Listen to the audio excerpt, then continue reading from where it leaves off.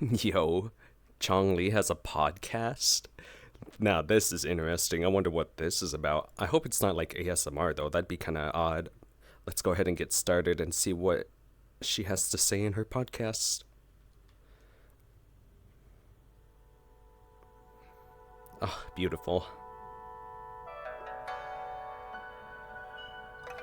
Wait, is podcast just the music midnight podcast? Hold up. End of the game. Okay, it's.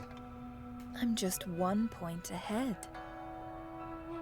Well, that was certainly a good game. Ugh. Getting shivers. Are you tired? Oh? You want to Let me hear get to the about other where I side. learned chess? Or perhaps about my life experiences? This is In the mirage bizarre. of Mount Firmament, you've glimpsed some of my past. I've always intended to be transparent with you from the start. Move the puzzle, or Yet move circumstances have the pieces. sometimes Just prevented me from revealing everything. Jinzhou used to face more rampages of tacit discords, suffering severe loss of population. I realize we don't even need the caption because there's a caption right under her name, so we'll just get a look at those captions and not get confused. Due to continuous strife as countless refugees roved around the city, the young girl you saw in the mirage That was you. was just one among them. Once a prosperous village, her home decayed instantly under the flames of war into meager graves. The girl survived by seeking refuge with villagers, searching tirelessly for shelter and food. To endure this desperate existence, she relied relentlessly on her resonance ability. Okay, so basically right now she's basically talking about her life that we kind of already know about if you've done the story. I don't know if they're going to talk about too much of like anything new, but so far she's kind of just like emphasizing on the stuff that we already know when you do her it's not character story exactly, but like her, no, I'd say it's a character story, right? Yeah, we'll call it that. When you basically do her character story, and she basically talks about this anyways. Driven by the desire to repay the grace of others, she risked her life and uncertain future to obtain the power to save lives. Each sacrifice she made was but a small price to pay for such a profound strength. Yet the lament... I am curious though if that's why her hand is like with the red tattoo mark thing now. Like, is that because of the her overuse of the ability when she was younger? I don't know if you guys recall, but like that hand I believe had like bandages around it. So I'm curious if that's like the thing that was being covered during the time. continued to inflict pain upon the land. Despite her desperate efforts, only limited lives could be saved. Master Xuan Miao's title resonated with her long before she became his disciple. Upon their first encounter, she saw a ray of hope piercing through the darkness and decided to seek his guidance. Moved by her perseverance, Master Xuan Miao accepted her as his disciple and embarked on a journey around the world, imparting all his knowledge to her along the way. Okay, I actually don't recall that ever being said, so that's actually a new piece of information. Just like going around the world imparting knowledge. Like, we knew that she was being taught, but like the journey part, I don't remember hearing about that. So that's interesting. So she was kind of like one of those ones that kind of like just leave the villages and not an adventurer. I don't know what the word is. It's like on the tip of my tongue, and yet I can't recall. The one that basically leaves everything behind and doesn't keep anything and just keeps going to like new places.